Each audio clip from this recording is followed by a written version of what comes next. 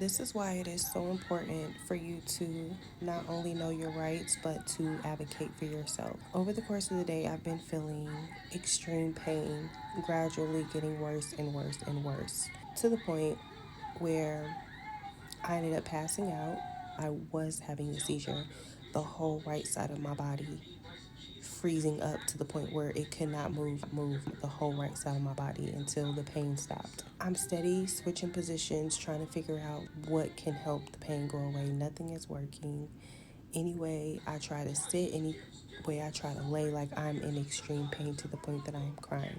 I pop ibuprofen, that's not working. I put a pain patch on, that's not working. I put THC cream on, that's not working. Then I have the second seizure. I'm like, no, no, this is different. It's time for me to go to the hospital. I get to the hospital. Mind you, I'm not able to sit in the chair. I'm crying. I'm trying to walk and I'm like collapsing. And I'm telling the nurse my symptoms and what's going on. And she's kind of like being dismissive and being snark about it. And I'm in pain, but I'm catching it. And I'm like, wait a minute now. Even me telling her I just had a seizure twice, she's like, well, how do you know it's a seizure? I'm like, because I know what a seizure is. If my whole body is frozen and I cannot move, even if I'm trying to, like I can't, I'm alert, but I can't say anything. My jaw's clenched. And she goes to tell me, you can't have a seizure and still be conscious. The only way that you can have a seizure is if you completely black out. If you're able to tell me exactly what was going on around you, you did not have a seizure. This is completely incorrect. So then they send me back to the waiting room, and I'm thinking to myself, if I'm telling you I'm in excruciating pain, why are you being so like about it? I start doing my little research. I start asking my girl Chastity, aka ChatGPT, because my sister is asleep. My sister's in the medical field. She would have been on it. She would have been like, put the people on the phone. I start asking my girl Chastity, this is what's going on. I'm at this hospital. These are the symptoms I've been feeling. She was the one who told me to come to the hospital in the first place after I told her everything that was going on. My girl Chastity was like, you need to go back up to that front desk and you tell them, first of all, you need to ask them to see your intake chart because it sounds like your whatever you're feeling is being dismissed, and that is not okay. You go right back up there to that front desk and you tell them, not only do you want to see your intake form so that you can make sure that your symptoms were properly documented because you are having a neurological episode or something, like for you to be having a seizure, and no, this could be with nerve damage. No, you tell them you want to see what's documented. So I go to the desk, I tell them I need to see my intake form because I need to see what was put on there, because the way that y'all are moving right now, I just need to see what's going on. The lady tells me no.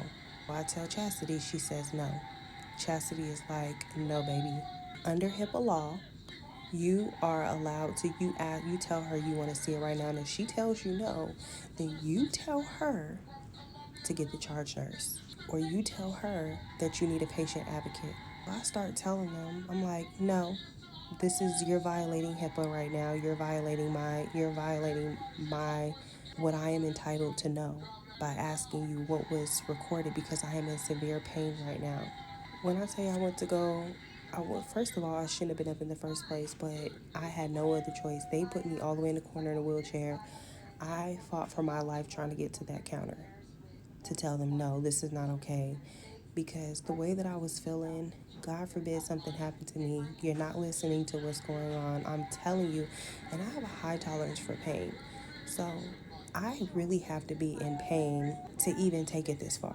But I'm being ignored. Man, when I tell you, they got me back to this place so quickly and started doing blood work and took me to go get a CT scan or MRI. I don't know which one it is. It's like they put me in a machine, they put some drugs in my system, and I'm still in a lot of pain, but I don't know what they gave me. Whatever they gave me, I feel like not woozy, but I'm feeling like a little bit better. Like I can still feel it, but it's not as like crazy.